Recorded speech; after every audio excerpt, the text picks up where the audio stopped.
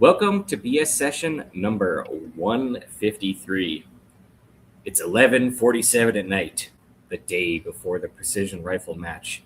You just finished reloading 200 rounds on a single stage press. The coffee ran out an hour ago. Your arm is sore from case sizing. The bench is a mess. Your eyelids are heavy, and you haven't even packed your range bag yet. You think to yourself, there's got to be a better, faster way. Because I have a shotgun and rifle that I use for, and 22 gauge that I use for ptarmigan, moose, and black bear. You're so dumb. You are really dumb. For real. You're listening to your weekly dose of BS, Ballistically Speaking. The Ballistically Speaking Podcast.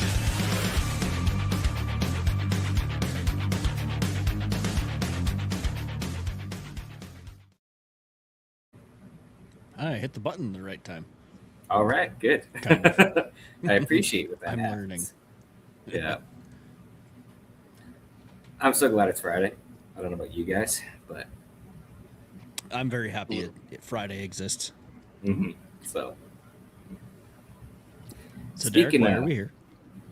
We're here today to talk to Mr. Donnie Masong. Don Masong. Hello, hello. Yeah. He's got some interesting stories about just traveled to Texas, shoot a precision rifle match in January, and then talk about also jumping into the automated reloading sphere for precision rifle. So with the Mark 7 behind him. So, but before to get to that, we're going to get to our sponsors. And some of our sponsors are Callsign 66, Canada's best rifle training. Welcome to the Brotherhood. Book a course now at callsign66.ca and follow them on Instagram at callsign66 and on Facebook at C/S66. You just about ran out of gas there, Mike. I did. It's been a while. It's been a while. We're also brought to you by Ribstone Gunsmithing, craftsmanship done right. Contact Oscar at ribstonegunsmithing.ca and breathe life back in any firearm. And check out Oscar's new book titled Wrestling the 21st Century. Find it on Amazon. New enough, good book.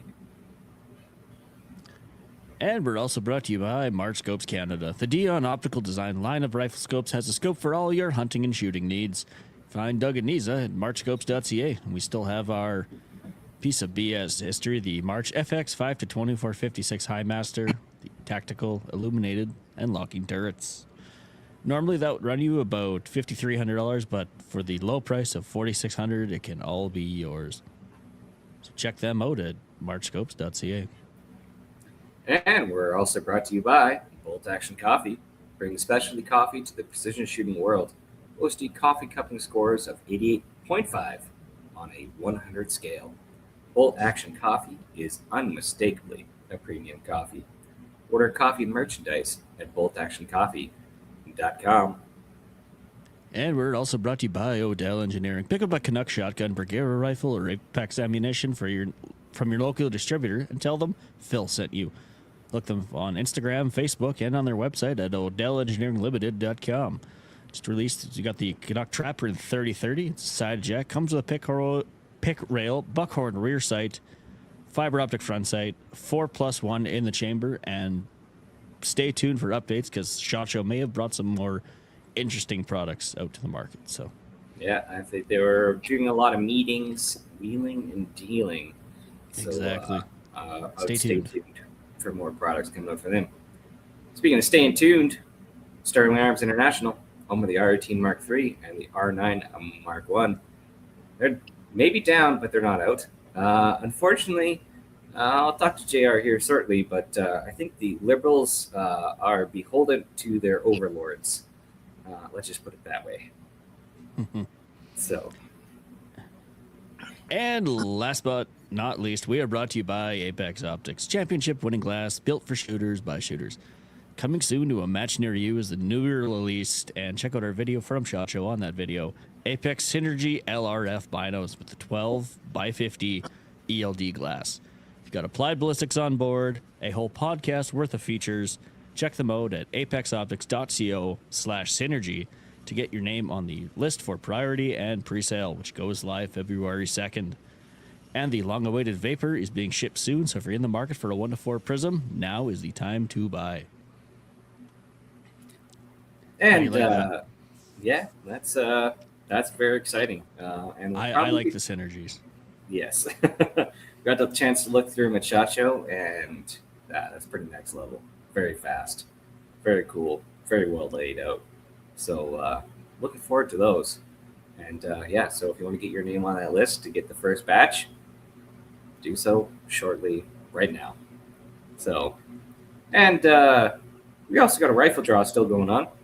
Full custom 338 Lapua, built by Ian Precision Rifles, features a Curtis custom action, an IBI 30-inch barrel fitted with a custom Ian Precision muzzle brake, and a special Ian Precision branded Trigger Tech trigger, all laid into a full custom laminated stock by Rifles Refined. Each $20 entry can be sent to info@bspodcast.ca, and be sure to include your email address and the phone number in the comments so we know how to get a hold of you once we draw. Draw will happen once we sufficiently bully Kurt to get it to happen. So stay tuned. All right. So, bills paid. Yes. Speaking of paying bills, Donnie's got a pretty fancy piece of equipment behind him. What do you got? What do you got behind you there, Don? Yeah. Introduce yourself first, Don, and then we'll get into that. I was about to say, I guess we kind of introduced Don, but he can introduce himself. We know him, but the other people may not. Yeah, the other people may not know Don. So I see most people around the PRS circuit and whatever other shooting events. But yeah, I'm out of Calgary, Alberta here. I know we're kind of expanding our reach. We're going down into the States more often.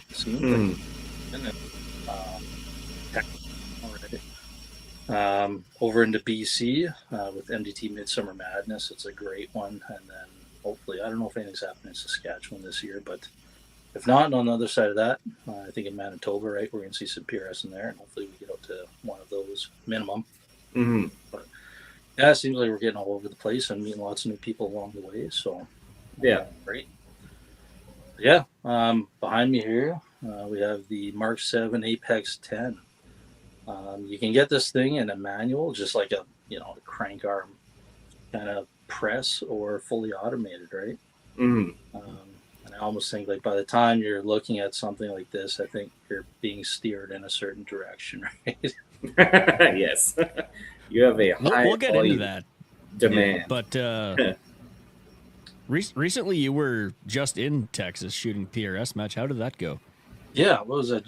January 17th. We left on the 15th, I think, and we headed down there. And the whole idea was, kind of see the lay of the land, what the range looks like, and get a gauge on the winds and things like that. There was a lot of homework that went into that one, and it's great to have the community we have. Like, we got the Facebook groups, the Alberta, Alberta Saskatchewan Precision Rifle group, that we can ask lots of questions in. The other match directors, people, like just friends that we know, that do this stuff, and we put out a bunch of feelers for kind of what to expect when going through the airport. So this was our first time going through the airport too.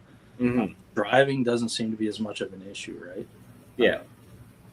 And you have more room, right? You don't have to worry about luggage weight and sizes and things like that when you drive, right? So we did a lot of homework, and we got a lot of input from a bunch of our friends and just people. It was great. And I don't know, I do have a couple of key takeaways from that, I guess. And it's like, I think number one is, there's baggage fees associated with oversized baggage and things like that, right? Mm-hmm. So we kind of did the math on that. And we're like, for the three of us to go down and come back, it was potentially going to be like upwards of $200 a rifle case on top of our other bags. Yeah. So that's the thing about going this way is Canadian, right? $200 each, $600, and then American on the way back, potentially. So we went down to the that's easy, damn near $1,500. just for the three cases, right? So We were able to condense it and just pay like the normal $30 or whatever, $50, right? So that was really good. If you're driving, like, what does it matter? Just take a long case or drag bag, right? Mm. And then for your bags, your support bags, put them in your check-in. Do not try to take them on the plane. I forgot one bag, and it was just a small little rail bag attached to a metal Arca clamp. And the way the lady explained it to me is this metal Arca clamp is blocking our view, and you have it attached to this bag, and we can't see what it is. So they took it out of my backpack. I can't see what's inside the bag. Yeah. As soon as it came out, I was like, "Oh crap!" And I had to help her take the metal Arca rail out, right? Mm-hmm. And then she still elected to cut the end open and dump it, even though there was a superior and a colleague that were like, "Oh no, it's fine. We see this all the time." And she's like, "No, I'm going to dump it." So a lot of it is left up to the border service person's discretion, but they were great. I can't say anything bad about them. Mm-hmm. So 2 takeaways there is, your baggage sizes, weights, watch that. Your bags, all sport bags go on check-in. Mm-hmm. Plane, electronics, kestrels, whatever rangefinders go with you on the plane. Yeah. And then what else? I was going to ask too. Like, I see you guys were taking apart your rifles to fit in a shorter length case. Yeah. Now, obviously, you got to check zero after, but again, with precision stocks and precision actions, it's not like the days of old. Like, how much are you really having to adjust to, like, nothing? zero? Like, I don't think we adjusted anything, and if we have to adjust, like a tenth left or right, you just roll it into your scope, and you find by the next day you're taking it right back out, right? But like, everything's so precise nowadays, and if you're using a torque wrench, you get all sorts of different torque wrenches, and you torque everything up, you put everything back, in the same slots in the Picatinny rail that it was, like your scope and whatnot, and you're torquing that up, and your action screws, you're torquing, right? Same torque every time, and it returns to zero. Yeah. We had zero issues with that. Ammo was probably our number one consideration. Like, we had to figure out how we were going to do the ammo part for 3 people and one miner, right? So miners cannot bring their own rifle. They cannot bring their own ammo. And when you're restricted to 11 pounds of ammo, like 6BR or 6BRA ammo, that's the tiny stuff. That's like 210 rounds, like barely even enough to shoot a match. Yeah. So I ended up taking all of Savannah's stuff down and buying just some federal premium gold medal match down there from Lone Star Shooting Guns Gallery, I think it's called. Because you were still shooting your 308? Yeah, I just brought my 308 down. Yeah. Like, if there was commercial offerings available for 6BRA, we'd probably just buy that, right? But there's not, unfortunately. Yeah, exactly. Yeah, so. Yeah, so Shai brought her own, I brought mine, and then, other than that, like, the main thing I can say for anybody traveling with a firearm is know the laws, right? So there was a point where, I stepped in, Cheyenne was handling it fine, and, another person joined in, and I stepped in, and, they were referencing all sorts of stuff because they didn't know, the people that are checking us in, they had no idea what the laws were. And they're pulling up stuff on the internet or wherever they're getting it from, and they're like, "Oh, it says you have to do this. You have to call this number. You have to notify the RCMP," and all this other stuff. And I'm just like, it's already taken care of. We have our Form 6 NIA to get down to the States and back. It's only the States that's concerned with that. Being a Canadian resident, if you have your PAL card, right, that's all you need to bring a firearm into Canada. Yeah. Right. So. Yeah, we could have been seriously delayed from getting on a return flight, had we not been able to reference some of the laws and things like that. So, did you kind of make like a cheat book? No, we just being the master director for Milo and stuff, and like just having used firearms for years and stuff, you kind of know some of this stuff. Long guns doesn't matter. Short guns, I don't know. Different story. Yeah. So. But was getting back in an issue at all, or? Sorry?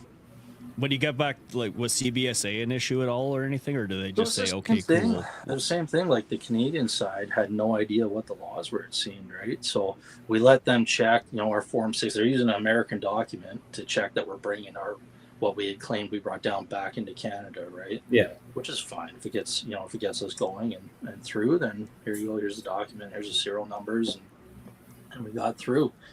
But yeah, same thing. Like, there's a couple times where they asked about what papers we had to come back in, and I was just like, we have our PL. That's all we need.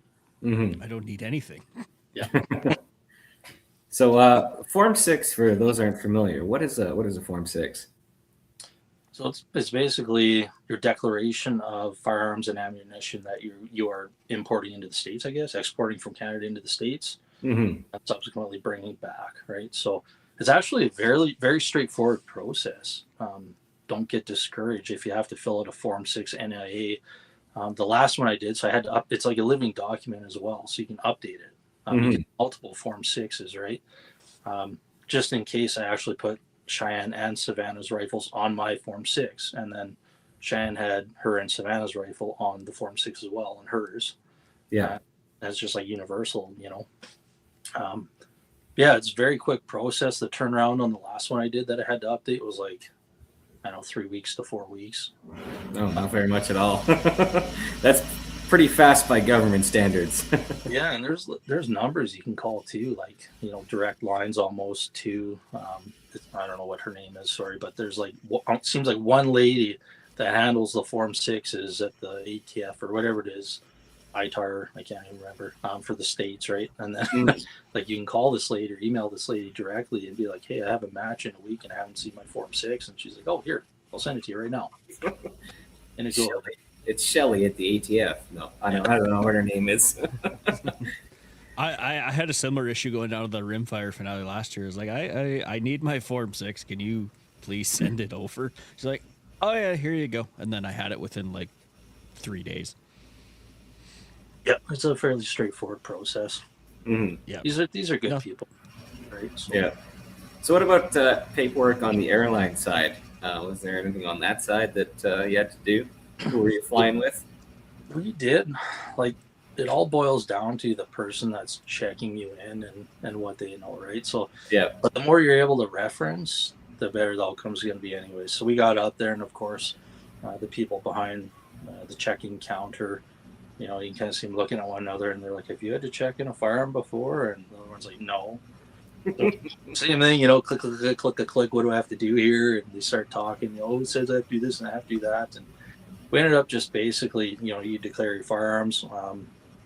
The first time we went through, this is probably not standard protocol, but depends on the person checking you in. They didn't even look at the firearms or check our Form 6. Like, it's customs that looks at that stuff, right? So we just put a declaration in there that they're unloaded. I signed mine and Savannah's rifle declaration, put them in the case, locked them. Shannon did the same for hers, and away we went. And then on the way back, they actually wanted to take everything out and look at it. We had to unlock our cases, and they actually took everything out, and of course everything's in pieces, right? So we're like, oh my god, if you're handling things, just make sure screws don't follow and things like that. And just don't lose my action screws. And they swipe everything down with the cards and check for contraband and all that kind of thing, right? But yeah, we're all honest people in this industry and this sport, right? So of course we're not going to have issues with that. Mm-hmm. Yeah. But we don't smuggle drugs and guns at the same time. Come on now, people. Everyone knows you separate the two. Put it in your buddy's bag. Exactly. Yeah, so no, it was fairly straightforward, but we did a bunch of homework and got pointers, like you said, from people in the community on the Facebook groups and everything else. And at the end of the day, it turned out just to be up to the discretion of the person that's checking you in or out. So. Yeah. So what about? So do you regret flying, not driving? You know what? When the drive's going to be like 36 hours, I think it warrants it. It warrants a little bit of crap, right? It's for, I think it was a 3-hour flight down and a 4 hour, 15-minute flight back. Something to do with the jet streams there, right? Twilight Zone or something. Mm-hmm. Solar winds. Yeah, but if it's going to save you like 33 hours, why? Yeah. I think in September the girls will be shooting for Worlds right down at Gravestone again, Texas, there in September. So we'll probably drive just so we can bring more ammunition. So that's a consideration as well. Bring like whatever 500 rounds each type thing, right? Yeah, exactly. We'll drive down and be comfy, and I mean that's also a minimum 4 day, like more so like 5 day uh, stay on site. So different consideration then as well too. You travel pretty fast on the interstate, though. well, down The there, speed yeah, limit's it's kind of a suggestion. they got short off ramps there, and it's 80 miles an hour, right? Yeah, it's You get used to just pinning it pretty quick. blasting through Idaho is fun. So what about the match? Obviously, haven't shot there before, so different match director, new set of co-competitors. What was that experience like? Yeah, I mean, it was great. Was it Jake Graves? I believe, he's the guy at the front there, that gravestone shooting range, right? I thought it was great. We got to talk to them after. Everybody down there, I don't know what it is. It's that Southern hospitality. Everyone was so polite, so inviting. The range itself, we started driving into the range. It was kind of cool. You see some things that you don't see up here, like road runners and whatever. They have the curlews out in Saprel there, right? But yeah, we've seen actual road runners. Any coyotes? Yeah. Or did they Yeah, we got some funny pictures, some funny stuff, kites. But the range itself, I remember just being blown away. I'm like, this range is like 90% PRS or positional shooting. Yeah. Maybe like 10% or not even prone shooting or like bench shooting. That's from what I've seen. But I mean, it looked like they had this massive long line of like a rimfire PRS line, and then the rest of the range was all like positional shooting. And I don't know if I didn't see a part of the range, right? But I was As just opposed blown to here, away. where you get 6,000 benches and you're gonna like it. Yeah, pretty much, right? Insurance won't cover us here because they're all scared or something. But yeah, like you can see, I think I heard the Morgan King is like one of the top shooters or the top shooter in PRS or something. Apparently, he lives right around there, in that area, and there's a couple of others that are really close to that range. And I'm like, no crap, they're so good. Look at this range; it's like tailored to this, right? Yeah. It was great. The people were great. We met lots of people there. Grace Vaughn, Savannah, my daughter was looking into one of the MPA Vanquish chassis, and we couldn't figure out how to get it balanced, right? And I'm like, what do I got to do? I put 20 pounds of weight on the front end just to get it balanced? But went and talked to Grace Vaughn there, and she let Savannah, put her rifle up and play with her rifle, and she has a huge barrel on that thing to balance it out proper and whatnot. And I think they told me it weighs like 22 pounds, and I guess it weighed like 32 pounds or something. It's freaking heavy. But no, it was cool. Like it was definitely a wicked experience. And the winds, I got a video. I think Shan might have posted it, where it's like in your field of view through the binos, you're looking at close targets, middle targets, far targets from differing stages. Yeah. Different wind indicators, right? You got grass up here. You have like trees midway, and then further back you have the target that people are shooting at and some missing. And you got dirt going this way and wind going that way, and then further out you got dirt going straight back when somebody misses. And then the wind again is picking up the grass and flicking to left here, and then dust going right, and the mirage is going right to left. So what do you do there, right? And we ended up picking up on it's like, go with the mirage every time. The mirage is telling you what's happening out there, right? So it was good to see that. Yeah. Really good to see that, and see how you can get tricked, kind of, right? Yeah, we don't. Are we getting to Saprel level winds down there, or? Oh yeah, and it was like people are like, "Oh, it's Texas. How cold could it have been?" It was freaking cold, man. Like I saw a lot of parkas. oh yeah, the one morning was like -7, and luckily it wasn't too windy or whatever. But I mean, I have a metal chassis, aluminum chassis, metal barrel. Everything's metal on the gun. And of course, we didn't bring much because, we weighed all our suitcases and everything before we headed down. So we didn't have proper jackets, like winter jackets. We had like 2 hoodies each and some shirts and layers and whatnot. But it was cold. It was chilly on the fingers. That morning we had to shoot out of the bus windows. Yeah. time you're done shooting, your hands are just like, yeah, no dexterity left. Dang. It's fine if you're acclimatized to, but like even going down to Vegas and then coming back for SHOT Show, I'm like, I don't want to do acclimatizing anymore. Because we were at what, -20 when everyone left. Oh my god. Yeah. No. I mean, that's typical Calgary weather here. Yeah. Today we were warm, and I think we're going up to 18 degrees Mhm. next week, and we were just at like -20 there, -20 something. So Yeah. No, I think you guys said you shot with somebody from Sweden. yeah, darn, I can't remember the fellow's name. I think he was at Worlds in 2024 though. Mm-hmm. Great gentleman again. He had all this cool equipment where I can't remember what it's called. It's like the little dome-looking wind Calypso. Calypso. Yeah. Yeah. Connected to his phone. It was showing him graphs and things like that. So Savannah went up, and I think she either cleaned a stage or almost cleaned a stage. Maybe missed the last target. He's like, "Come here and look at this for a second." And he's showing her like, when you shot, the wind was in this valley here. And she was just like this. I'm like, so what he's saying is you got lucky. Those Calypso units are extremely neat. I'm gonna have to get one. Yeah. Oh yeah, we can talk about it later. But I had a tablet go down on me, and then with Cheyenne's new Kestrel there, we're still figuring some things out, right? Keeping calibration on it and whatnot, and then so we had some struggles there, but like the squad was great. Yeah, we had a guy from Sweden, we had a couple guys from Alaska, a couple of Texas natives there. So yeah, we had a little bit of everything there, right? And that was Canadian. Yeah, that's a good squad. Good squad. Yeah, so Cheyenne recognizing the fellow from Sweden there, and they were able to talk a little bit. So. That's the one thing about the PRS community. I'm going to say it's biased, but we're probably the most relaxed of the shooting communities.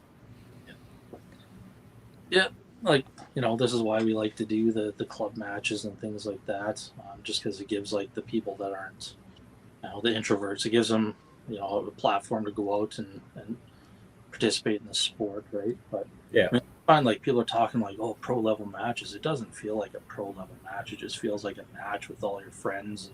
And, people are really good. People are there to help you out and whatnot. Yeah. There's just a few people there that you've seen on the internet before, but not in real life. That's the only difference. Yeah. No, we've met a lot of people throughout the years, some of the pro shooters, Jake Vibert, John Pinch, and a lot of these guys, and they're really great guys, in person there. So, it takes away that stigma, right? I hear it all the time, just with people. Hey, I'm looking to get into PRS, but I'm kind of scared. I'm like, just show up. Yeah, exactly. You're gonna have fun. Just show up.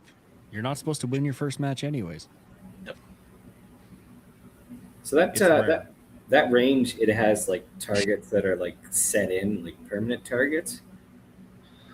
Yeah, so what I gathered is they have their kind of static ranges. So on the right side there, when we drove in, they had a static range with berms at 300, 400, 500, 600, I think all the way up to 900 yards or something, right? That day the wind was, I think it was gusting 15 miles an hour. So I'm when we zero 0.2 right, even at 100 yards, because it's gusting pretty good. But that was really good to get on target. We assemble our rifles and we go and zero our guns, and you can shoot a couple different distances. It got kind of jammed up pretty quick. You have a match of 200 and some odd people there, and if everybody needs to zero their guns, it's you have to stagger bench, ground, bench, ground, bench, ground, bench, ground, and just get it hand type thing, right? Yeah. Yeah, they had that there. The 22 range, you could look out and see all the permanent targets set up, right? And then we've met Lindsey Green. I haven't seen Lindsey Green forever because he's a Texas boy now, I think. And he was just there shooting the day that we left. We met up with him.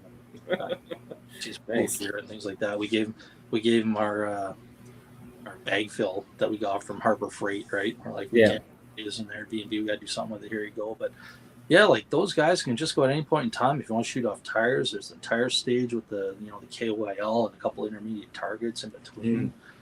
Like every stage is permanent target setup. It's tailored to like PRS precision rifle, that positional shooting. So Yeah. I've never seen a range like that. Yeah, definitely unique experience. I mean, as much as we love our match directors here that put in the effort to set up and then simultaneously later take down a match, it's a different story if there's a setup like that. So obviously you're not just reloading for yourself, but you're reloading for two other people. What has your reloading journey been like? Yeah. Like, what were you starting with, and where are you now? Actually, when did you start reloading? When did you first hear the word reloading? Actually, now we're getting maybe not that far back.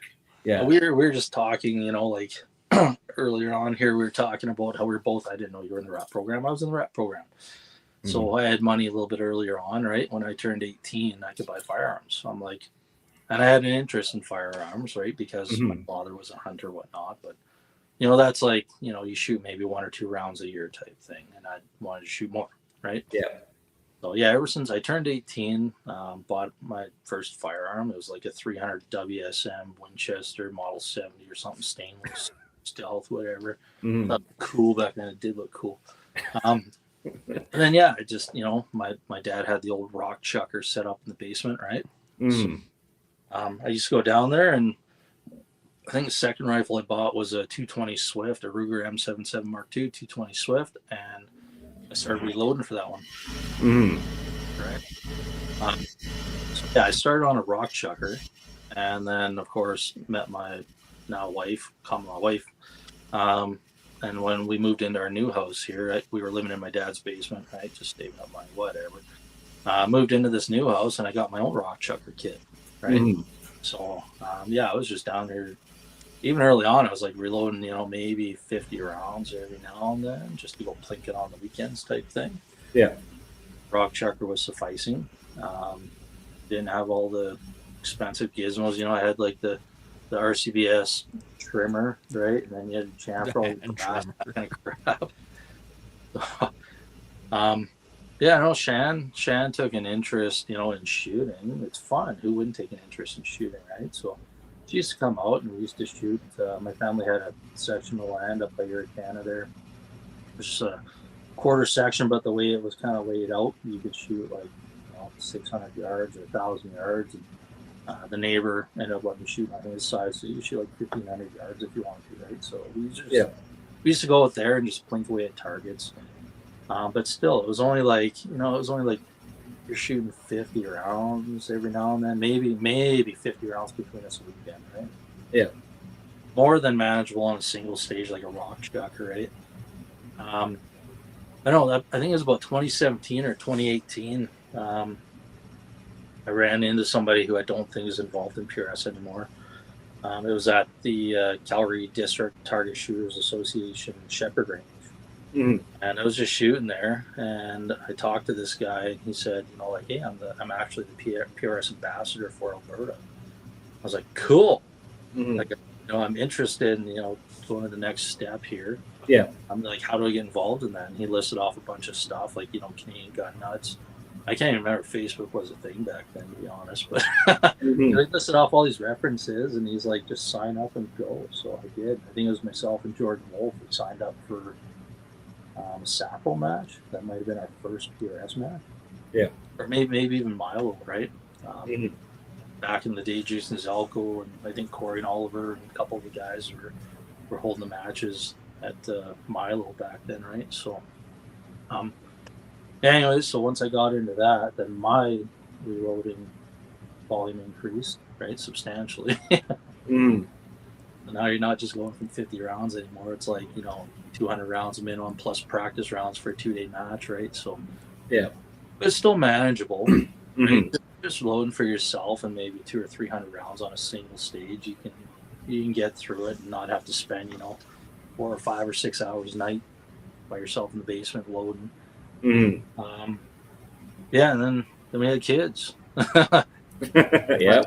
Fortunately, we had kids. No, not unfortunately. Yeah, I mean, so Cheyenne, you know how it is. I mean, Cheyenne was staying home with the kids while I was out having fun. Yeah. And then eventually Savannah got old enough where I was like, hey, let's decrease the workload on mom a little bit. Come with me to some of these matches. She wasn't shooting, right? Yeah. So Cheyenne would stay home with Gage at that point, and then I took Savannah out to some of the matches. I think probably when she was like, 9, 10, 11 years old or something. Mm. And every now and then, somebody would be like, hey, you want to take a whack at target with my rifle? And she's like, sure. Okay. So, but I mean, we had her shooting out here at Canada on my family's line too with the 22. We started her proper with the 22. Yeah. I think she was just a natural. She liked it, right? Mm. So then when she turned, actually, this is ridiculous. I bought a setup for Cheyenne because I wanted Cheyenne to get into PRS with me. Yeah. And Savannah ended up using that rifle before Cheyenne did. 2 years before, right? Yeah. So then it turned into myself and Savannah shooting these matches and how to make all that ammo, right? So Yeah. I think the first thing I did was like, when you're on a single stage, cleaning your brass, all that kind of stuff, you're not going to get out of there, right? No matter what you do, you got to prep your brass and whatnot. So that kind of sucks. But the trimming, I think that was the part for me that really sucked that I had to revise, and the powder throw, right? So I think I started out with like a RCBS 3-way trimmer head on the mat. What do you call it? The lathe Yeah, trim. a little hand crank. Yeah. And that increased, the production substantially. It was like crazy. I don't have to freaking trim and then chamfer these anymore, right? Yeah. I got RCBS Charge Master, right, to throw the powder. Way better dipping it and dropping it in a balance beam all the time, right? So that was kind of like the progression right there, right? I think, to be honest, I think anybody who's loading on a single stage, when you become proficient at it, I think you're going to start looking at how can I speed this up, right? Yeah, exactly. Then you're going to get into the things like, the electric trimmers, like the gyro. I don't even know how you say it, right? Gyro, and maybe the Henderson, I think it is, right? Where trims, chamfers, deburrs for you, right? Yeah. Super fast, right? And then the powder throws you can get these days, or the powder dispensers are just insane, right? Whether it's auto trickler, or I still use RCBS Charge Master Supreme. I upgraded to the Supreme, and actually got 2 of these units. So then I was basically still using a single stage. I even have a coax Bonanza that I was using for the longest time just to maintain that precision, right? But you almost start automating your system early on, or doing, you see how can I decrease my time reloading here? So you start adding those things, right? Yeah.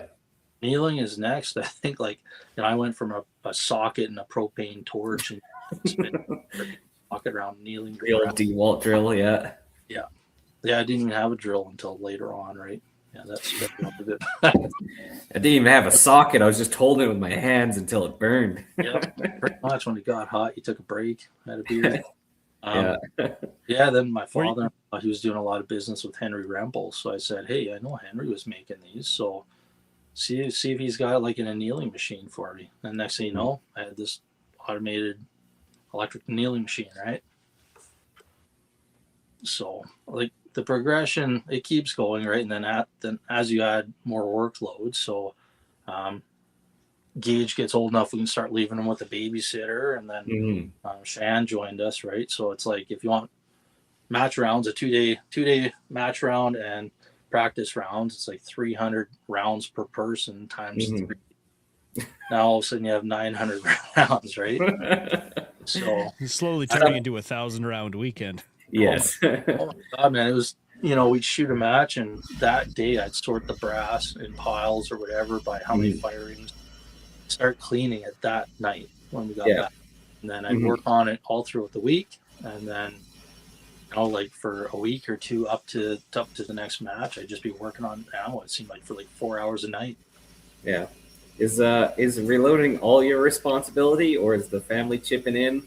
Yeah. Or how does that dynamic work? You have enough going on. It's like you need to maintain your focus, right? If you have a kid come in and, take your focus away even for a split second and you load a squib or something like that. It's not No. good. Or you forget to put primers in your cases. Yeah. Yes. I've only done that 4 times.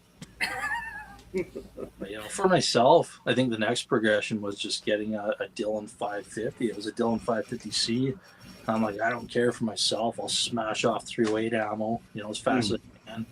I think after prep, cleaning the brass and prepping and trimming and all that fun stuff, I was smashing off 200 and something rounds an hour, which 200 an hour back then was like. Oh yeah, that's those F1 speeds right there. So Yeah, were you one of those guys where reloading was therapeutic, or was it I just got to get this done? I don't care. I just need to finish what I'm doing. No, I think it starts off I see Luke Anderson there. I think he's starting on a single stage now. I've just seen some posts from him, right? So when it's new, I think it's way more enjoyable, obviously, right? yeah, for sure. When the load's not so much, I think it's definitely way more enjoyable then. But no, after a while, it just becomes work. It's draining, right? Yeah. I started listening to the people talking about how, rich people and whatnot, time. Mm-hmm. When you have time to yourself or time for your family or the things you like, that's when you're rich, right? So I started thinking to myself, I'm like, I don't know if I'm enjoying this anymore, so I need to do something about it. Right? Yeah. The next thing I did actually was I bought these 2 Chargemaster Supremes, and I was loading precision 6 BRA ammo on the Dillon 550C. So I'd have clean brass, and I'd size and prime in 1 stroke, right, or 2 strokes.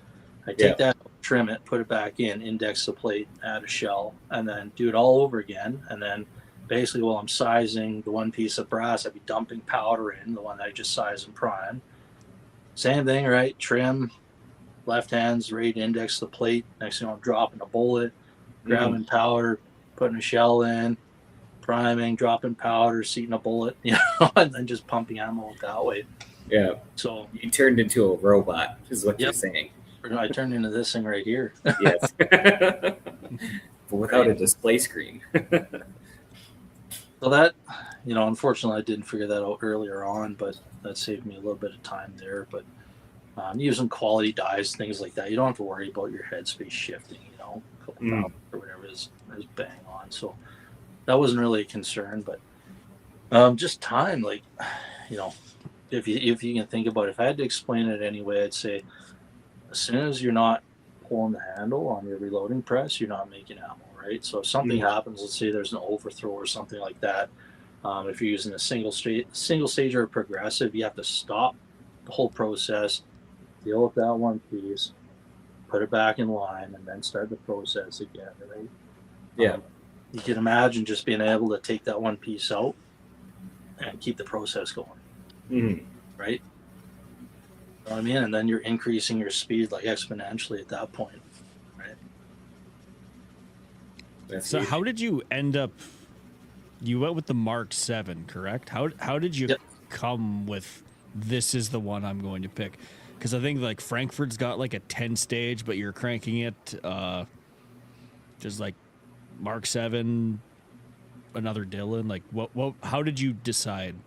Yeah, so I did a metric shit ton of research, probably a month's worth of research, and just reading.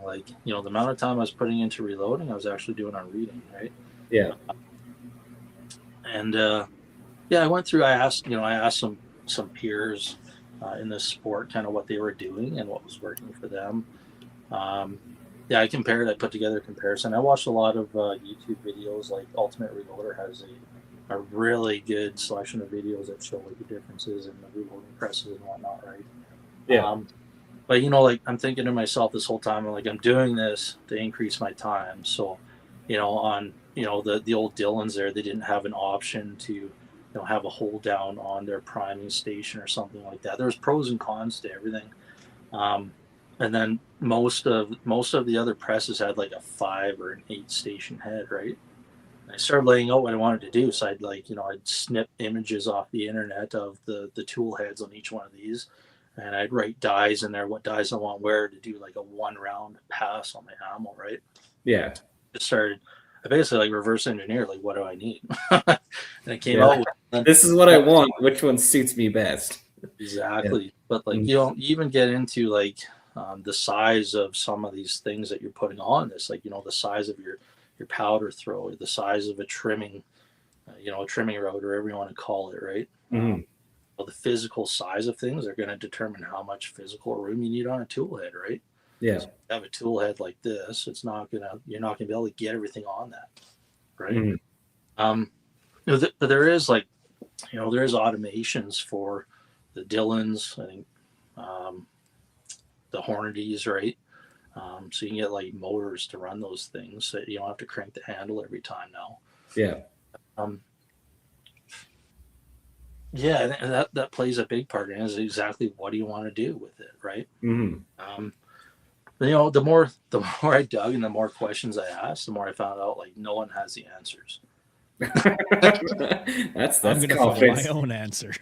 That's confidence inspiring. I mean, that's why we're talking to you, Don, because you have the answers. I'm living vicarious through you right now, seeing that press in the background. Yeah. I found out like you can kind of, if you're somewhat mechanically inclined, or if you have a good idea of how things work, then typically you can figure it out, right? So, I started thinking like these are two cases here, 6 BRA and 6.5 Creedmoor. You can see the difference in the height on them, right? Same rim dimensions, right? Essentially the same bodies and everything. Yeah. So it's like, what separates these two things apart? And I started thinking, okay, well, if I get a press set up for, like, you can basically only buy things in the popular cartridges like 223, 308, 6.5 Creedmoor, and then all the pistol cartridges, right? So if you're shooting a pistol, you don't have a worry in the world. Everybody's thought of everything for that. Oh yeah, the Americans have perfected that too. Oh yeah, a 300 Black Coat. Yeah, like all those popular cartridges that they produce in mass. That's like already thought out, right? But so you take something like a 308 or 6.5 Creedmoor, and you want to use that for like a 6 BRA or 6 BR or something like that, or maybe even a dasher, right? Yeah, everything's made to handle a certain length cartridge, right? So what I did was I basically took all our old brass and I started running it through one at a time in each station, right? So I'd set up the case dispenser here, whatever you want to call it. I found out that the distance on what picks up the 6.5 Creedmoor or 308 cartridge is perfect for 2 6 BRAs the following year. So then what happens is they jam themselves in there and they can't drop, right? So I actually had to file a little bit of the feed plate, the lips on the feed plate off, just that 2 of these dropped in there. Yeah. Over the fulcrum point, it'll still drop down case head first, right? Yeah. It's all done by gravity. It's simple stuff. Like when you start going through this, it's like there's no magic to it. It's like gravity, right? So there was that, and then when the cartridge comes down, there's obviously like the shell plate, right? This is going to be universal across any of these things. Is you have the shell plate that these cartridges have to get fed into, and there has to be a certain size window to be able to feed that cartridge through, right? So if you have a certain size, a larger window, and you're pushing a 6.5 or 308, or even a 223 is longer than, I believe it's longer than the 6 BRA. I could be wrong on that. When you put a 6 BRA in there, or 6 dasher, when that arm comes through to push that into the shell plate, well, the next one that drops down, that window's so large it's not going to stop it from coming out as well, right? So I was like, well, this is pretty simple. I put a freaking zip tie on it, right? just so the cartridge couldn't tip out. It's mechanic approved. Yep. Yeah. So there's things like that. When I started going through, I'm like, okay, length of cartridge, critical consideration there, right? The rim, obviously the rim has to match the shell plate, right? So if you have like a standard bolt cartridge, like the 473, whatever, 308, most of the 6 mils, right? If you're not doing anything goofy like the PPC or ARC, I think those have different size. Yeah, they got like the 3 something or other. Yeah, it's probably going to work. Yeah. Length of the bullet, same thing. Like exact same analogy on the bullet feeder. If you have super long 6 mil bullets and it's made for a 223 with like 55 grain bullets or something, those bullets are going to go in and they're going to start sliding out because they're so long, right? So, but people have thought of this on other presses and whatnot, or other bullet feeds, and you can go on eBay and you can order thicker bullet feed plates, right? So support the bullet, and it'll actually tip them up like it's supposed to. If they're pointed down, the tip kind of veers off on the ramp or whatever and gets caught and gets flipped back up. Like, there's nothing magic about it. It's just gravity and ramps and stuff, right? Yeah, simple physics. Yeah. So, yeah, I basically went through and I set it up one at a time when I got the thing, and it's running pretty good now. I think before I figured out like the shell feed issue there and added the zip tie, I think I crushed one piece of brass, and then the other one I figured out the clutch setting on this, and it stopped it and didn't damage the piece of brass, right? So yeah, pretty cool. But 1 out of 1,000 pieces, I think I've trashed that on a single stage as well. So I've trashed more on a single stage. I'll tell you what, sir. Yeah, but so now, I kind of wanted to go through that so I can go back to, something like a Dillon or something like a, let's say a Hornady lock and load. If you can automate that, so now I say, like, the worst part about this is that I've whipped off 1,000 rounds, and now what do? I don't get to play with it anymore. Like, it's been pretty much, you've set it up and you haven't really had to tinker other than like your initial problems. Yeah, like once you understand it, you get into it, right? You understand how the thing works, and it's pretty easy to figure out. But yeah, like I look back now and it's like, okay, so you're saving quite a bit of time just with the automated setup, right? And I'm not talking crank handle. If you're cranking, that's still you having to be there to put in that time and energy. And if something goes wrong, you're taking away from the process, right? So once you go automated, even if you did have a 5-station or like an 8-station or whatever, I still think it would be worth it at that point, right? So there's lots out there, like the Dillons, I don't think have changed for I don't know how many years, right? It seems so. Like generally they're pretty figured out at this point. I don't know much about the Hornady lock and load. I hear a lot of guys use them. I think like Van with Apex there was saying he's got a Hornady lock and load. I think maybe even Tyler and Chase Beckley had a Hornady lock and load, and a couple other guys that they were using. So I think those ones are fairly well proven at this point, right? Yeah. I think what sets it apart and what gains you a lot of that time back is the automation, right? Yeah. Now, are you at the point where you just set it and walk away? Like, is there still a trust issue where you're kind of checking in every once in a while, and what's the built-in safety if something does go wrong? Like, there's sensors, or multiple safeties. Yes. No, I like to hang around here, and like I was dinking around. I was setting up dies and just mucking with it, and I loaded like 1,000 rounds in 1.5 hours or 2 hours or something, right? So it's like, why not just stay here, right? But yeah, I mean, these things come with so many sensors. There's like a case feed sensor up here, so once the cases are full, it stops. Cases, the bullet feed sensor, same thing. Once it's loaded up with bullets, it stops loading until it drops one, and then the sensor's clear, and then it starts feeding bullets again, right? When everything gets down here, so basically you have the clutch on this thing, so you can set the clutch low, and if something happens and it senses an obstruction, like if one of the guide pins comes down and senses the plates there, or there's a shell out of order or something, it'll stop it. Yeah. Right. So I think that's your first line of defense, is those three there.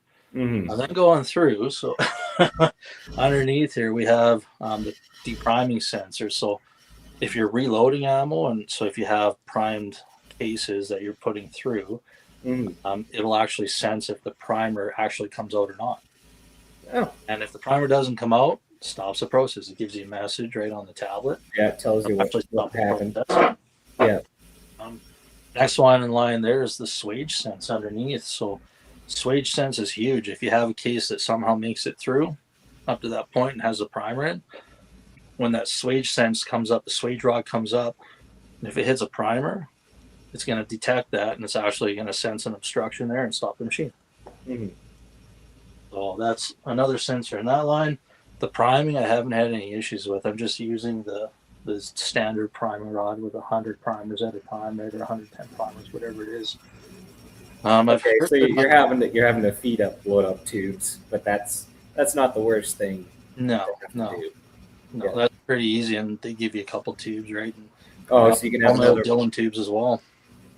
Yeah. So you can just have a number of them loaded up and just swap every time it shuts down on low primer. Yeah. Now what else we got in here? So then we come over again with the clutch, right? I have a mandrel in the back just to ensure the necks are concentric and all that fun stuff. If it senses an obstruction there, the clutch is going to stop it. Got our powder throw, just basically using a mechanical powder throw, right? They do have an electric version, which you can have different settings on it for pistol or rifle. You can stop the arm you can delay the arm at the top so you can ensure all the powder comes out. Before it goes on the downstroke. You can actually adjust the motor as well. So you can adjust the delay at the top and the downstroke. If you're trimming, right, or if you want something to reset while it's higher up. I guess if you want the shell plate to index slowly so you're not tipping rounds or you're not potentially tipping bullets out of cartridges. Oh yeah, because that momentum. Right? So you can adjust all that on this. It's insane. Right beside the powder throw is a powder sensor. And this thing is pretty sensitive. This is the thing that I'm just kind of playing with now, right? So it's sensitive enough where it's not going to allow an overthrow of just 0.1 grams. Wow. Oh, wow. So, people are scared. They're like, oh, progressive, man. What happens if you overthrow like, half a grain or something? It's not going to happen with this. Yeah. The downfall there is, I guess the downfall with going this road is you have to use like, I was about to say ball match or ram shot big game or tack or something like that, like a spherical or ball powder, right? Yeah. I don't know if that's a downfall though, because these are insanely good powders. Yeah. Yeah. If you got a chunky old stick powder that you wanna stick with, unfortunately, this is not the place. So they do have like the electric powder throw. Apparently can shear the stick powders, but I probably wouldn't recommend it. I'd probably just go with like the Winchester stable match or ram shot big game or something, right? Yeah. Like I say, so we're into the powder sensor there. We're going to drop a bullet, and then there's a laser actually that senses if the bullet is laser beams. Freaking laser beams, right? So, I mean, yeah, if it indexes or something like that after the bullet drops in the cartridge and it indexes, and if the bullet tips over, I have it set up so I have VLD bullets, and I have it set up like just like 1/8 of an inch down from the tip of the bullet or whatever. And it's off slightly, then it'll stop the machine and I'll work it. So, and then basically it does its downstroke, presses the bullet in. I got a spare station here that I could set up a sensor on if I wanted to. Just check, like overall length or something like that. Yeah. Fits them out right here in the bucket. So that's the funny part is, where do the shells go when they're done? They just get spit out into the bucket. So you just gotta put them in the boxes and keep primer tubes flowing. Just keep sprinkling bullets in up there, cartridges, pieces in up there, adding primers and powder, and just let it do its thing, all right? So you just basically can that the thing beast trim feeder. Cartridges? Can you trim with So that? to get away from that this year, because again, if you try to find answers on anything, you're gonna find out that no one has the answers, right? Basically, a couple options I have, so I could take this tool head here and get it milled down, just to allow the depth of the short BRA cartridges or BR cartridges, and then have enough meat to get a trimmer on there, right? So, basically, you got your depriming station here. I could add a trimmer right behind it. So, deprime size, essentially, right? Deprime size. And then I go into the trimmer and then just carry on with all their stations as it is, right? You can actually get, so like I was saying before, like, knowing how much time I'm going to save having this now, I probably would have bought an offset tool head and just sucked it up and done a prep round and then a loading round, like a prep cycle, then a loading cycle, right? Okay, break that down. So your prep cycle, you're gonna clean your brass, right? Yeah. You're gonna anneal. Yeah. Yeah, clean it again to get the sticky substance off from the annealing, right? Yeah. And then you have to run it through. You got to size, deprime, trim, prime, right? All that fun stuff. But usually you run it through a mandrel, I guess, right? Just to get your concentricity or whatever you want to call it on the neck. Yeah. So you do that cycle first, right? On something like this, you just dump in your brass, let it run through. And thumb it out. You change your tool head, which on this is basically just this big ass Allen key here. There's a 1/2-inch Allen key. You basically undo one bolt on this tool head and pull it off and drop another tool head on. Yeah. Oh, wow. That's so easy. Yeah, and like at first it seems like it's going to be quite difficult, right? As long as you're not changing primers on this, that's a little bit tricky. If you're just changing tool heads and like going from one caliber to another with the same head dimension, right? Yeah. It's not really that bad. It's one bolt, take the thing off, put the other thing on, plug back in the bullet feed and the case feed, and away you go. So you need an annealing tool head now is what you need. An annealing. Oh, man. It was like if you had like an induction heater for bearings, if you had one of them, it would just sit up there because you could probably set every parameter on that thing. It sits there for 30 seconds or 10 seconds, drops it, next one, move up over. I'm starting to see those now, actually. So I don't know if it's Chris Hoyen or Jeff Scobie or somebody put out a video of this case feeder going into an induction annealer, and then it just basically feeds them and spits them out, right? Yeah, we seen that SHOT Show, the amp. Basically, you just put a case feeder on it. Yeah, and it was automated, and it feeds them in and feeds them out. So, yeah. But that's a standalone machine. That's a pretty big setup. You're not mounting that on automated. That is its own real estate on the bench. Yep. So that might be next. We'll see. But the Henry Rempel special there, it runs them through pretty quick. So. Yeah. So you just torch annealing. Yep. Little, traditional rotary kind of feeder. Yeah. And then you're pretty consistent with the controls on that and everything, right? I mean, I have my shot timer as well. I use to break it down. It's like 9.18 seconds every time going through the annealer, so I know it's being consistent, right? Yeah. Will it actually pick up the case falling and you're like shot timing that? You know what? I haven't tried that. I haven't thought of that, but yeah, you hold it close enough to the pan drops, it might actually pick that up. You might be able to adjust the sensitivity on the shot timer to. I got to come out with that and patent it before someone else takes that idea, right? It's going to be the anneal timer next. Exactly. Yeah, it's a good idea. So then obviously you're annealing, not as part of the process, and then you're trimming on something else. So actually, what I did to get away from that trimming this year and adding that process is. I talked to one of our suppliers that we usually go to, Go Big Tactical, and I just asked him, I said, how much to bring in 5,000 pieces of brass, or what time would it take to bring in 5,000 pieces of brass? And he was able to get it in for us relatively quick. So we'll go through that 5,000 pieces of brass. And then after that, I'm guessing about halfway through the year, I'm going to have to think about what we're going to do for trimming. And it's probably going to be, I'll get the offset tool head for this. So it has like a milled out section in it that's a bit lower. And when you put your trim die in there, there's still meat for the trimming router or whatever you want to call it. Yeah, the big ass motor. Yeah. So I'll probably go that route. So, but you avoided it by buying in bulk. Yep. Vanny's got a question here. Is there a way to do everything in one pass without switching tool heads?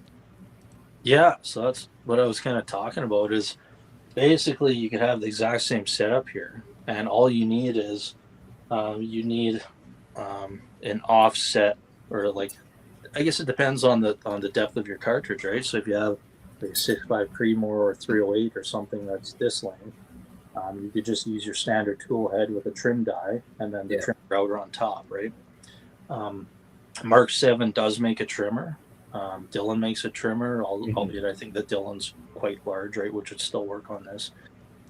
The difference is, if you want to get into like a dasher or a shorter cartridge, you might need an offset tool head so that you can get the trim die down far enough to be able to trim and pick up the shavings, right, with a vacuum while it goes through. But the whole reason why I bought this was, based on I can do everything in one pass, right? Yeah. Which I don't think any other presses give you that option. Like even Dylan came out with the, what is it? It's the something 2000 now, which is like a dedicated automated prep press, right? Yeah. And then they got their like Super 1050 or Super 1100 or whatever it is that does the loading, right? I mean, I think there's a 1250 now even. What's that? I think there's a 1250 now, somebody was saying. Probably. You guys probably seen some stuff at SHOT too. Oh, we saw a lot of. I can't remember half the stuff we saw down there. That's the problem. To properly take it in, you'd need way more time to go through every detail. But so how consistent is the loading on that thing? Because I hear people say I want to use a single stage, just because I can be as consistent as possible. But for PRS, we don't really need to be bench rest level. Consistent. But still pretty damn precise now these days. It ain't like 7 years ago. So seven people are thinking like late 70s or stuff when they're talking about presses and progressives, things like in my opinion, like there's some nice stuff out there. 2020 was last month or last year. No, 2020 is 25 years ago now.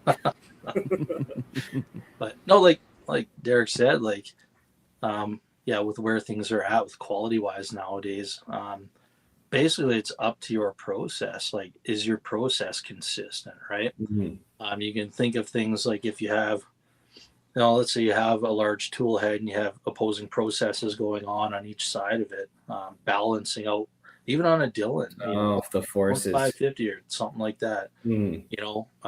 If you run through each stage, you run your brass through each stage as you set it up one at a time, you're going to find by the time you get to the last stage, something's maybe shifted slightly on the first stage, right?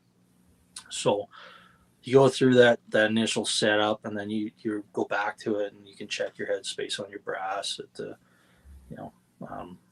at the sizing and whatever stage there. So, but I find it's very consistent. Like we're talking within like less than 1,000th of an inch, if you have some variation in some of this stuff. Mm-hmm. That goes back to, are you annealing consistently, right? Because if you're not annealing consistently, you're going to have more setback in the more annealed cases than you are in the less annealed cases, right? Yeah. All that kind of stuff. So it's as consistent as you. Mm-hmm. That's fair. I took it out. I made up this test ammo. I think I had 200 rounds of test ammo. And so we had the test ammo to like break in barrels, and then we had like 100 rounds of match grade ammo, and everything, the test ammo and the match grade ammo. Savannah and Shan shot like these tiny low groups that were probably in like the 0.3s or something. I was like, okay, there's our answer right there. We're just gonna wait till it gets in the 30s here, and we're gonna revisit it and see what's best with this powder in 30 degrees or whatever. Yeah. Yeah, so that's a variable you can't control. Is all pretty much if it was a single stage. What's that? Your SD and your ES for your loads, they're pretty much almost on par with what you get out of a single stage, just a lot faster. And like, it's like the same thing. Like the person that's just posting groups this big, I guarantee you they're getting some bigger groups that aren't being posted.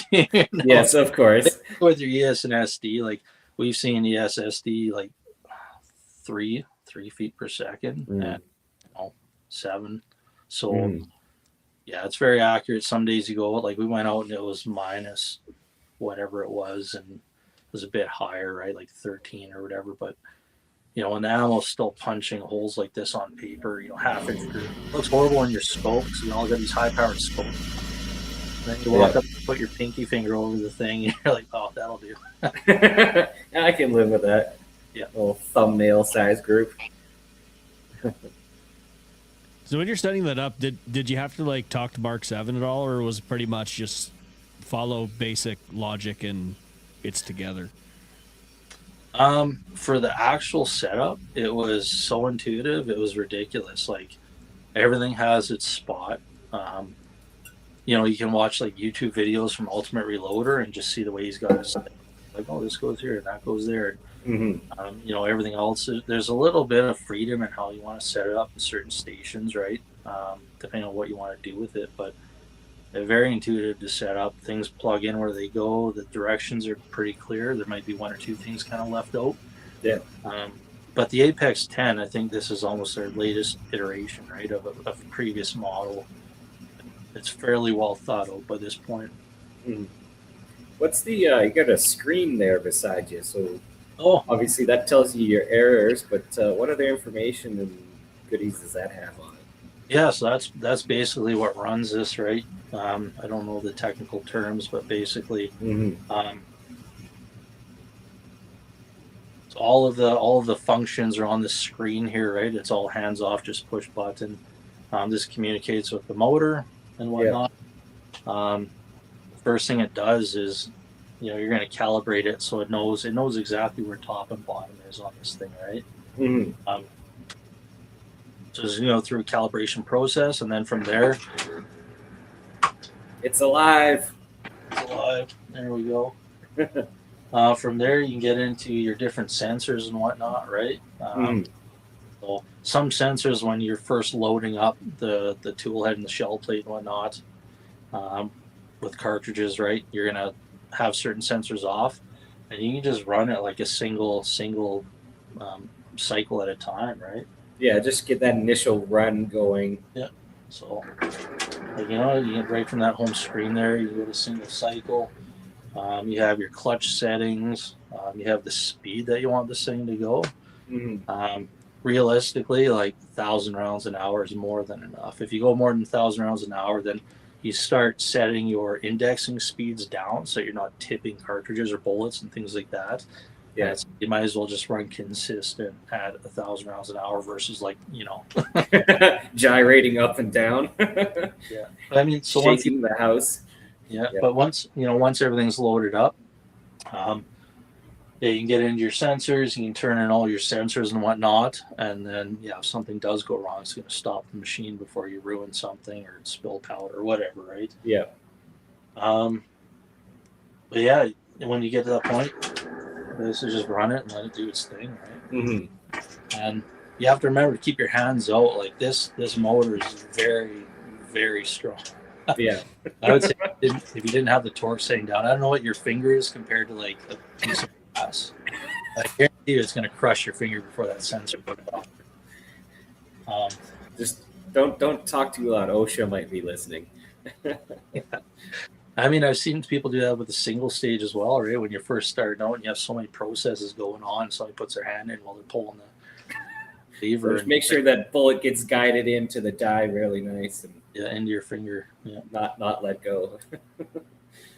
Yeah, basically everything's run through this tablet here, right? That's just this is connected to all the electronics on the backside. I see people run this the opposite way, so like the brass is spilling out to the side or behind the machine. Like there's a lot of freedom on how you actually want to situate this thing, right? And then there's just some simple bracketry to point the screen whichever direction you want, right? Yeah. Same thing with I don't think so. This is like a hard bracket that's bolted into the baseless machine, which is like 1/2-inch thick steel plate here. This is a heavy component here to keep the thing solid, right? Yeah, there's a lot of reciprocating mass. Yeah. So what does that thing? What does that thing weigh? You think as is? Oh my goodness! If I had to pick it up, I'd expect. I don't know. I honestly don't know. Probably 80 pounds. Yeah. Oh, So wow. it's a piece of machinery. It's a piece. It's a piece of machinery. It arrives on a pallet, right, with like 4 or 5 different boxes, and you're like, oh my god, what have I just done? Right? Oh, the family's gathering around looking at you like, Yeah. Well, it's like a truck with a lift gate offloading on my neighbor's parking area into the back of my truck, and then I just drive around to the garage and piece it out from there, right? Mhm. Yeah, it's like your case feed is probably the one thing that has to go in a certain area. Yeah. The bullet feed, I see a lot of, if you have the room, which I don't, I didn't even clean up here. I just covered things up with like boxes of brass and whatnot. But yeah, I have I more room have a on few of those boxes. Nobody has a clean reloading branch. If you do, you're lying to yourself and Oh, everyone around you. oh Yes. yeah. No, I've been into some reloading rooms and I'm just like, do you even use this? Really? Right? But Mm. I'm currently sitting at mine, and there's all kinds of shit on it. Yeah, I mean it's a I can't even multi-purpose see. I can't even see the desk on mine right now. bench. Yeah. But yeah, no, there's some things that you have some freedom with, like the bullet feed. You can put it on the back or whatever you have room for, right? Hmm. And then, like I say, you have somewhat of freedom to set up the tool head however you want as well, depending on what your needs are, right? So, Yeah. but no, like this, when I was researching, it seemed like this had all the kinks kind of figured out at this point. It gives you so much room to do whatever you want with the tool head, and then the support from Mark 7. You asked me if I had to talk to those guys. Mm. Yeah, so I was talking to them, and they kind of gave me some pointers, like what's your case head size and whatnot, and they were like, well, a 6.5 Creedmoor initial setup should get you to the point where you can start customizing other Pretty close. Yeah. whatever cartridge you need, right? So they're pretty good that way, but I don't think they really know. Like, they might not be pure shooters, so they're shooting 300 blackout fun cartridges nonetheless, right? Yeah. 300 blackout and 308 and things like that. And those are kind of more mainstream too, right? Hmm. Yeah. So Yeah. They Yeah, obviously they set didn't it up for the mass. envision like 9x30 or something getting cranked out on a press like that. Yeah. No, it's interesting because obviously they thought it through well enough. Like obviously their market was the mass reloaders, like the 9mm loaders in the States, the 5.56 guys, 300 black. But obviously they made it a platform versatile enough to load precision ammo and be adaptable. So that's a pretty cool setup. So if there's one thing you're going to change about it, what would it be other than the trimmer? Oh man, you know what? I don't even know. Mm-hmm. Hey, that's an answer. No, that's fine. It's a glowing recommendation. Yes. Yeah, you know what? I probably haven't run it enough to find, if there's anything that's caused me issues or any. Yeah, I have no idea. Yeah. I have no idea. It's been good, and like I say, everything else, if there is a problem, most likely it's a user error or just things that need to be tailored towards, a certain cartridge you're using versus what the base setup is. Yeah. And you're gonna figure it out, right? Yeah. So Maybe a larger hopper, which they do have now. They have this massive freaking case feeder and massive bullet feeders. So you can probably put like 1,000 rounds in each and just let it buck. I guess you'd have to hang supports from the ceiling to get some ready rod supports going there to help hold the weight. Get your electrician, but you do some unistrut stuff somewhere. Yeah. Exactly. Slat. Yeah. Outward. For overhead support, or get a conveyor belt and just it just slowly trickles cases and bullets in from another hopper. Look like a gravel operation. So here's the question I'm sure people are wanting to know. How much was that thing? Oh man. Well, I didn't lie to the wife, so I can be honest with it. But I'm trying to think, because one of the things that really pushed me into jumping on it was I think I bought it from Tenda, and they had quite a sale on it. It was a ridiculous sale. I saved probably $3,000 on the machine. Oh right? wow! Yeah. So I can't even remember to get this set up with all the sensors and everything. You're probably looking at about 20,000 Canadian. Mm-hmm. Americans are just like whatever. That's like 10 grand American. It's like that's like $5. Exactly. That's like a toonie. Yeah. So I mean, if you look, the Dillons are like right on par, right? You know, this I think the base setup with I don't know if I can pull it out here. So the base setup with this guy, crank handle, you're probably looking at like upwards of $4,000, and I think the Dillon's right there as well, right? yeah, Or the Super 1050 or whatever it is. yeah. But 1,000 rounds an hour, that is time saved. No, it Oh, goes And back to what you were ammunition saying earlier. Like, cranked how much out. is your time worth? Yes. And how much are you saving?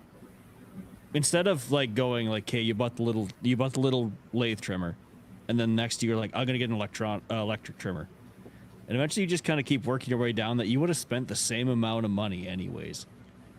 If you probably would have, or you would have saved a significant chunk ignoring all those first steps, and just jumping right in. Yeah, I mean, I think probably the experience you gain along the way going through those individual processes, you get to this and you're comfortable, right? Yeah. Like a lot of comments from guys in the chats, and they're just like, "Good luck, you know, let us know when to get it set up. It's never going to work," type thing. But you know, going through all the individual processes, you know, right from scratch, you get comfortable. If you see something, you know, on this thing, it's no different. All the functions are the same. Your sizing, brass, right, trimming, whatever, powder throw, it's all the same functions. So Yeah. you know, there's some component there that's similar to everything that you used to do manually, right? So it's probably a little more comforting going through it, you know, working your way up to this. But you're right, you're absolutely right. And you know, another thing, I think it was Oliver. Oliver told me, like, he did the math on factory ammo, and he's like, you realize you can buy factory ammo for the same amount that you can reload for, if not cheaper, right? But it all depends on what you want to do. Like 308 win, right? I was gonna say like 308 win, or Lapua. I mean, Lapua makes 308 or 6BR, right? Yeah. You can, if there's factory offerings in that, this is incredible ammunition. Why wouldn't you just buy the ammo, right?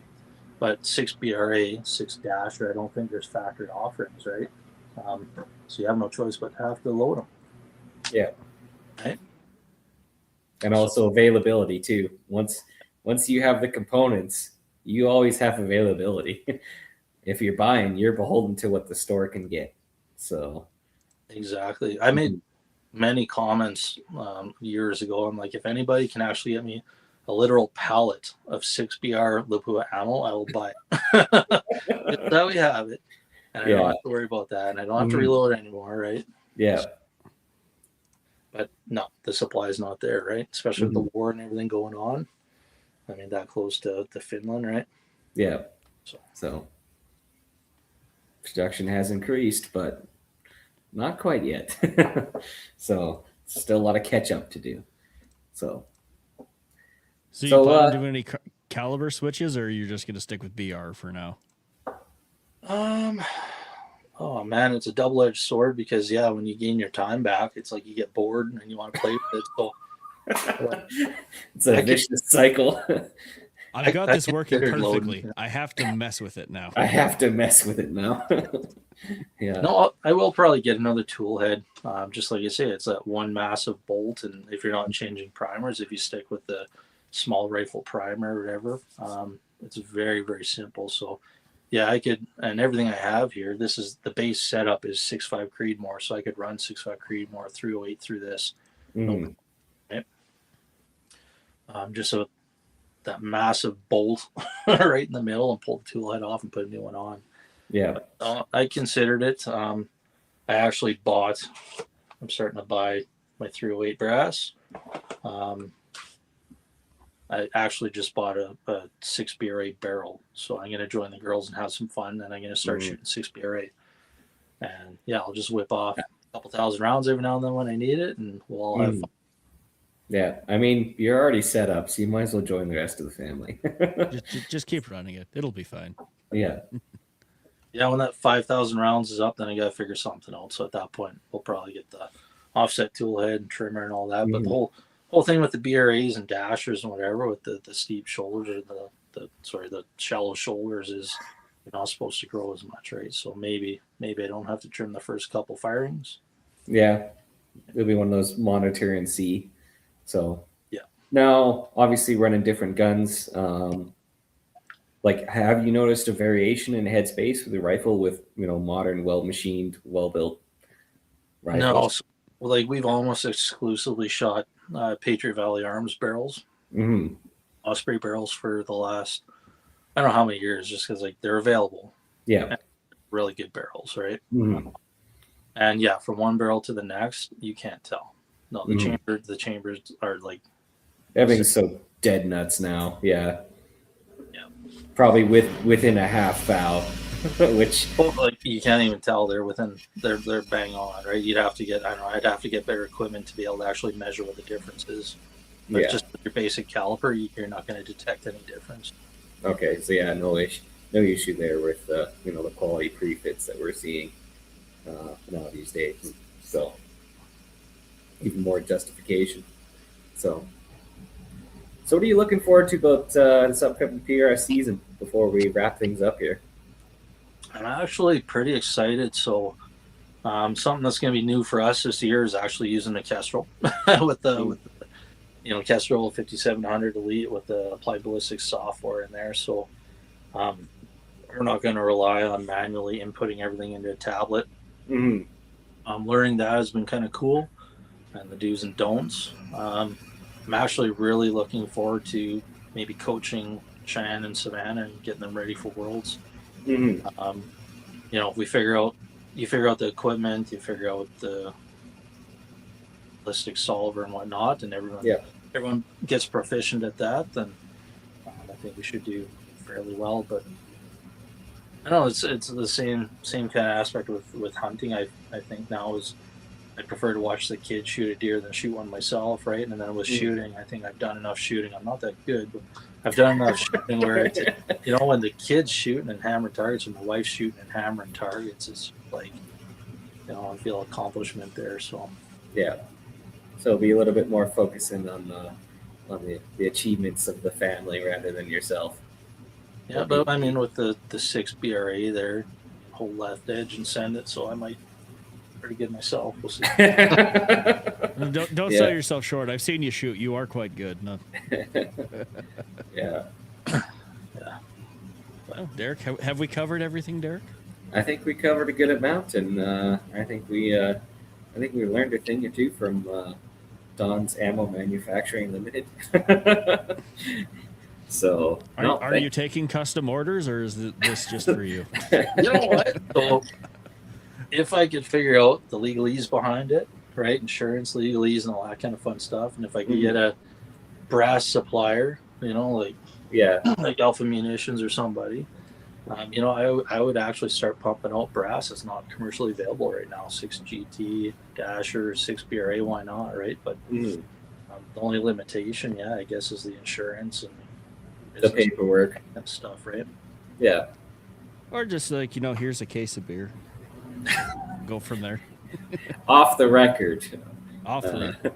I mean, obviously, not that I would condone such a thing, but yes, I'll always follow all laws all the time. Sure. So Lindsay just showed up late. Devil, yeah. We're just about done here, Lindsay. I was just gonna say, early. I have a guinea pig out there potentially that shoots 6 BRA that I was going to load some ammo and see how it does across the board with different barrel manufacturers and different components, actions, and whatnot. So I think my guinea pig just showed up. Yes. So, all right. Well, thank you very much, Don, for your time. It was interesting to see in the world. And is there any sponsors, anybody that supported you that you want to shout out before we close things up? Sure, yeah, we got a bunch actually, and it's all started mainly with the kid, I guess. Apex Optics, they've supported us and been our friends for a while now, right? So they're great people, and just with Carly being the regional director and whatnot, and being able to give pointers for matches and things like that, and other things in the sport. It's great having those resources there. Go Big Tactical. I've been dealing with Go Big Tactical for I don't know how many years now. Yeah, he's supported my shooting habits, and I've probably supported his children to college, right? Yes. Harvard. Patriot Valley Arms, like you say, Cheyenne. No, they reached out to Cheyenne. I think it was last year, and said, "Hey, we hear that you shoot our barrels and you like them. Can we support you?" So Patriot Valley Arms is actually supporting us with barrels. That's huge. That's important. EM Precision bringing in the barrels for us. I can't leave EM out. Much appreciated for bringing in those pre-fits for us, right? Yeah. And yeah, just anybody else in the industry that's sponsoring these matches. I feel like since about 2017, 2018, like the practical precision rifle shooting has kind of exploded, right? We get all these great sponsors, loading up the prize table, or just providing for the matches and being able to. Right, so really do appreciate them all. So Cheyenne's chiming in. Show them how fast it goes. Come on. I'll leave that up to you. We have our basic 1,000 rounds an hour, 2,000 rounds an hour, 3,000 rounds an hour, 3,000 rounds an hour.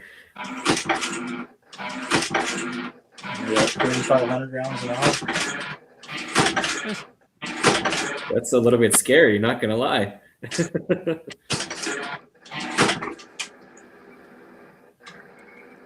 Naturally, there was a scientific progress to figure out how fast was too fast. At the same time, I got a dwell set in there too, right? That takes up time indexing, so I could take out the dwell and it just rattle back and forth, right? But anyways, it goes pretty quick, and I get scared, and I just keep my hands away from it and let it. Which is good advice. We all know the old saying about where you shouldn't put your hands. Yep. I'll leave that up to the viewer to figure that on their own. Exactly. And we also want to shout out our sponsors. A massive thank you to all of our sponsors. Special shout out again to Apex. They got a new product, the Synergy. Today, you can get your name on the list for the first batch. So make sure if you want the latest and greatest and most innovative piece of laser range finding binocular equipment out there, check out apexoptics.com and get on that. .co. And if you want to check us out, you can check us out on facebook.com/BS podcast. Leave us a review to let us know how we're doing. Also, if you like the content, please leave a like on the page and share. And email us any questions you might have. We'd love to hear from you at info@bspodcast.ca. And again, a massive thank you to all our sponsors. And a massive thank you for Don to taking the time to come on and share his wisdom with us. We're talking about Miles, Carey, and Cappy with call sign 66, Duncan and Rob at Bolt Action Coffee, Phil Odell at Odell Engineering, Doug and Isa with March Scopes Canada, Vanya and Carly with Apex Optics, Oscar of Ribstone Gunsmithing, and J.R. Cox with Sterling Arms International. Thank you all in a measurable amount, and thank you to you, our listeners, for chiming in. And I think next week will be the SHOT Show coverage. Yes, next week will be our SHOT Show coverage special episode, and there'll be some special news then as well, too. So be sure to tune in next week. Okay, I think that's it. That's it. Because I have a shotgun and rifle that I use for, and 22 gauge that I use for ptarmigan, moose, and black bear. You are so dumb. You are really dumb. For real. You're listening to your weekly dose of BS, ballistically speaking. The Ballistically Speaking Podcast.